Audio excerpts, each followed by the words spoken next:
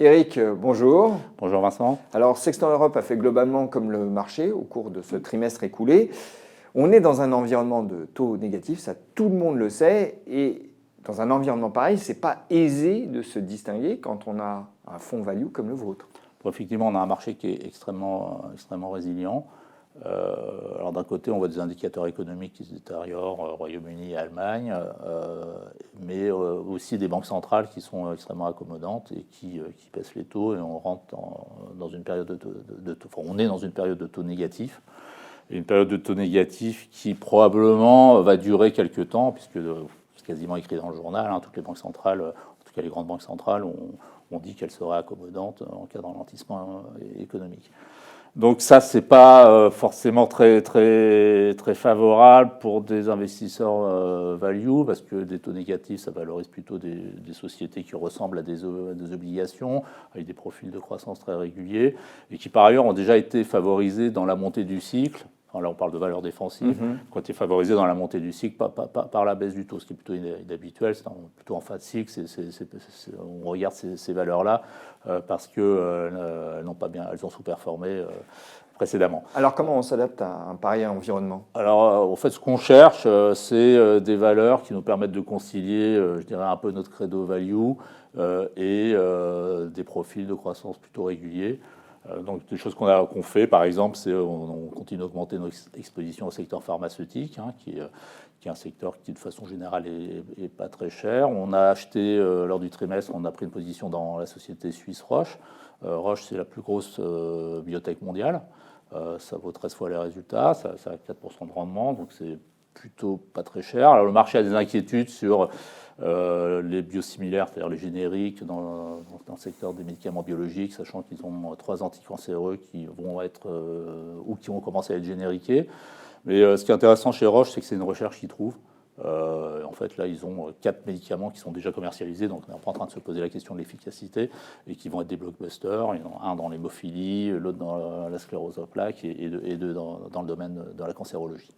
Donc le défi, c'est de trouver des défensives à bon prix. Ça a l'air d'être le cas avec Roche. Est-ce qu'il y en a d'autres aujourd'hui que vous avez rentrés? On est revenu sur Ahold, qui est une société qu'on a eue pendant très longtemps. Il y a eu un moment de forte inquiétude qui était lié au rachat de Whole Foods par Amazon, puisque Ahold est une société qui fait 60 à 65% de ses résultats aux États-Unis. Bon, je dirais avec un peu de réalisme, on dit au bout de 2 ans, qu'est-ce qui s'est passé? Rien. Sur Internet, l'alimentaire, c'est compliqué, parce que c'est pondéreux et c'est des marges brutes qui sont basses, donc personne n'a trouvé la solution. Et Ahold, on continue de bien performer, très bonne allocation du capital, il reste très compétitif, mais en même temps, ils distribuent l'essentiel de leur free cash flow, soit en dividende, soit en rachat d'actions. Intéressons-nous un peu à ceux qui ont fait la performance du trimestre. Parmi les contributeurs positifs, on trouve HelloFresh. Alors HelloFresh qui a monté de 65% sur le trimestre, qui a doublé depuis le début de l'année. Donc HelloFresh, il propose aux consommateurs des kits repas à cuisiner soi-même à la maison. C'est une nouvelle catégorie, donc on est plus dans une grosse start-up. Ils sont présents en Europe et aux États-Unis, ils sont leaders en Europe et aux États-Unis. Ils ont sorti des très bons résultats au deuxième trimestre qui laissent présager qu'ils devraient être assez rapidement à l'équilibre en termes d'EBITDA. C'est une progression qui est plus rapide que ce qu'attendait le marché, d'où une réaction très forte. Et puis on a eu le rebond d'EasyJet au cours du trimestre. EasyJet, je me plaignais de la valorisation, je pense, lors de notre dernière entrevue. Bon, le titre a repris plus de 20%. Globalement, d'un point de vue value, c'est assez simple. On a 12 livres d'actions nettes de dette sur le titre. Ça valait 8,50 à la fin du deuxième trimestre. On est remonté sur une valorisation plus réaliste, de l'ordre de 11 livres. Est-ce que vous n'êtes tout de même pas pénalisé aujourd'hui, là je pense aux contributeurs négatifs, par finalement le fond du portefeuille value?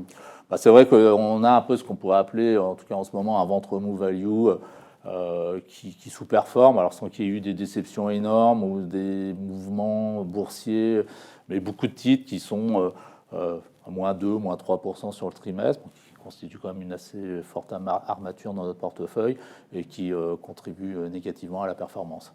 Un mot rapide sur Iliad, parce que c'est le plus gros contributeur négatif. Oui, alors Iliad a baissé de 13% sur le trimestre.